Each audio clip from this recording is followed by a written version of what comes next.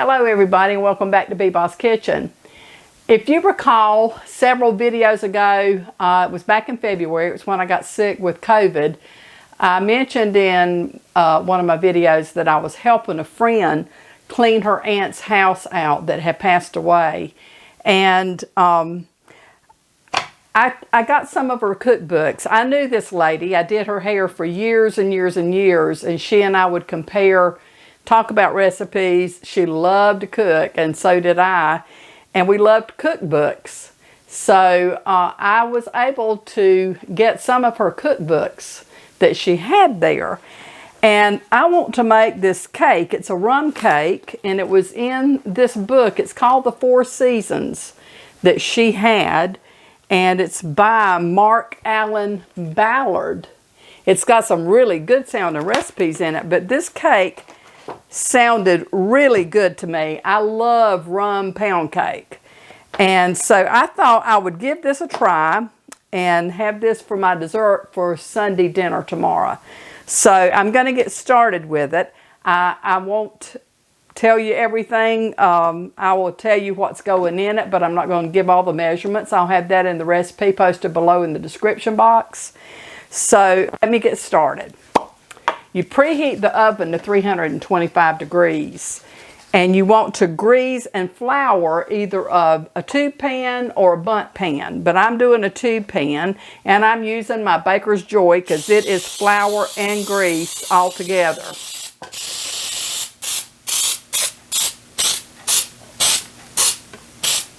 Okay, I've got that greased really well. I don't know how well you can see it, but I think it probably should be greased really well in order that the cake doesn't stick to it. Okay, the first thing that I'm going to do is you're going to take a cup of chopped pecans, and the pecans are going to go in the bottom of this, but I'm not going to do it on all of my pan because one of my grandchildren, Ellie, is allergic to nuts. So I'm just going to do a portion. I'll do just a little bit over half because I think she's about the only one that doesn't eat the nuts. Everybody else, if I have anything that has nuts in it, they always want the portion with nuts. So I'm going to do it like that, and that's going to leave enough for Ellie to be able to also have some cake. I'm going to let you see how I've done this. You can see there how I have added the nuts to the bottom of this pan, but I'm not doing the entire bottom, so that Ellie will be able to have cake also. But I've got a good portion here. I don't know exactly how much that is. Like I've said in other videos, I like a lot of nuts when I'm eating something that has nuts in it. So anyway, now let's get started mixing up the cake. Okay, we combine the cake mix. This also has a box of instant vanilla instant pudding. So that goes in along with the cake mix.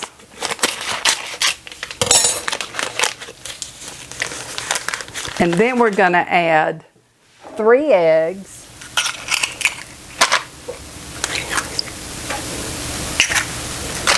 It calls for a ½ cup of orange juice and a ½ cup of oil, vegetable oil, and a ½ cup of rum. And I'm using the light rum. I don't have any dark rum. What I have here to cook with is a light rum. It's just a very inexpensive rum, but I hope that it's going to taste okay. It says you can use light or dark, so I've got the light, and that's what I'm using.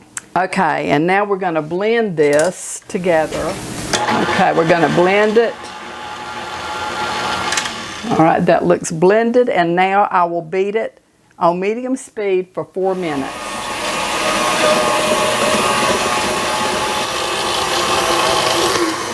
All right, that's been 4 minutes. So now what I'm going to do is pour the batter into my tube pan, and my oven is preheated to 325. So we're going to just pour it into the pan. Okay, I think that gets the batter. So we'll put this into the oven and bake it for 1 hour. I have really messed up. I was supposed to put in a cup of sour cream, and I forgot to do that. I thought about it when I put my cake in the oven and walked back in here. I saw my cup of sour cream. So what I have done is I have taken my pan and dumped the batter, nuts and all, back into my mixing bowl. And so what I'm going to do is I'm just going to fold this sour cream in. I will have to do something different for Ellie's dessert. I may do like a peach cobbler, because there's no way I could get the batter out without the nuts being all mixed in. I tell you guys, I'm really starting to get worried about my mental capacity. I tell you, it seems that I just am so forgetful. Well, anyway, who knows? Maybe I have created something really fantastic. We'll see. But I tell you, I just get so frustrated when I make such a boo-boo. But I guess that's, excuse my fingers, that's just all a part of it. Let me let you see what this looks like. Okay, here goes. I'm just going to fold this in. I'm going to mix it in really good. I'm so aggravated with myself. Oh my gosh. You know, I mean, it's a wonder I have sense enough to come in out of the rain. The other day, I could not find my glass 2-cup measuring cup. I searched my house from one end to the other. I checked all my freezers. I have 4 freezers, by the way. You'd think I'm feeding an army. But I checked all of my freezers. I checked all of my ovens. I checked every room in my house. I checked my big garage out there. I checked my car garage. I checked my back porch. I checked my sewing room, my activity room, work room, whatever you want to call it. It's a junk hole, really. I looked everywhere and could not find that cup. I was so frustrated.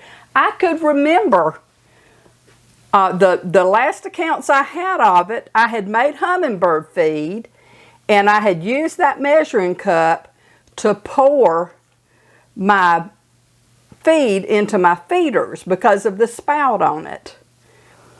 And I remember there was a little bit of it left over, and I had poured it out and washed it. And from there, I could not remember to save my soul what I had done with it. So, after about 4 days of searching for it, I went into town and bought me another 2-cup glass measuring cup. Well, I come home and I have a bird feeder that's in my front yard, and I have a bird feeder on the side. And when I pulled in, I thought, I need to fill up the bird feeder. So I went out in the front yard, got the bird feeder down, brought it in through the house to my back porch where my bird seed was at. And when I opened the bag, guess what I found? You got it. My glass measuring cup. Oh, I was aggravated, but I was relieved, because I'm telling you, when I lose something like that and can't find it, it just drives me nuts till I find it. I still don't really remember having put it in the bag, but I did to dip the seed out. But anyway, we're going to try this. I hope and pray that this is edible. Who knows? If it's not, I'll give it to Matthew's pigs. They'll enjoy it. So, I'll be back when I take it out of the oven again for the second time. Hopefully, it'll be cooked. See you in a little bit. Bye. All right. My timer has gone off. My cake is baked for 1 hour. And I've taken it out of the oven. I'm going to let it cool on this wire rack for 15 minutes. Then I'll make a glaze that will go over this after I take it out of the tube pan.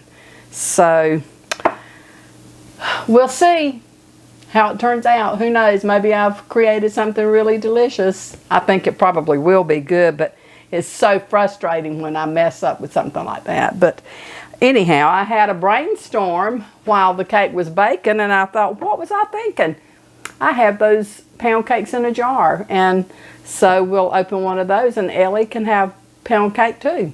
So anyway, I'll be back in a little while.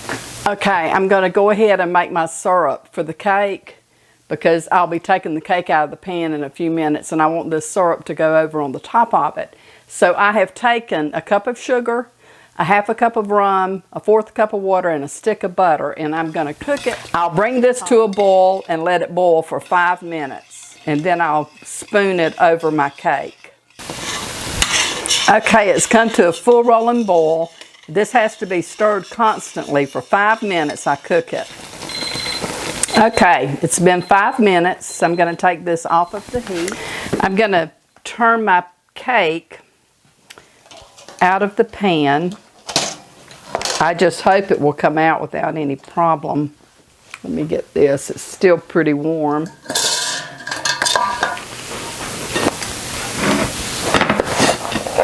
A piece of cake, no pun intended.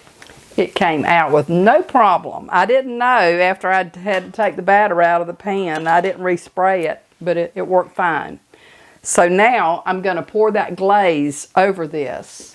I hope this is good. The recipe sounds really, really good. But since I've altered the recipe, who knows? That's a lot of glaze. I don't think it's going to take all of it. If I had done this the proper way, it would be really pretty with the pecans on top.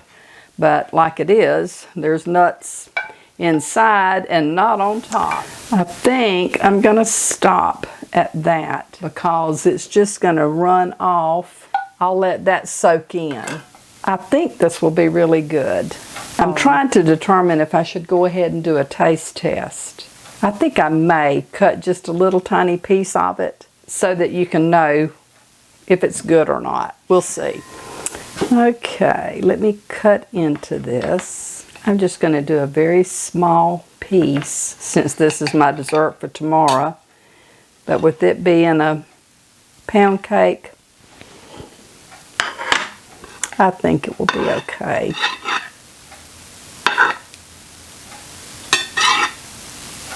Oops. It's falling apart, and I think it's because it's so hot. I should have let it cool a little bit. Okay. Crumbs taste good. Let's see how this tastes. Here's to you. It's good.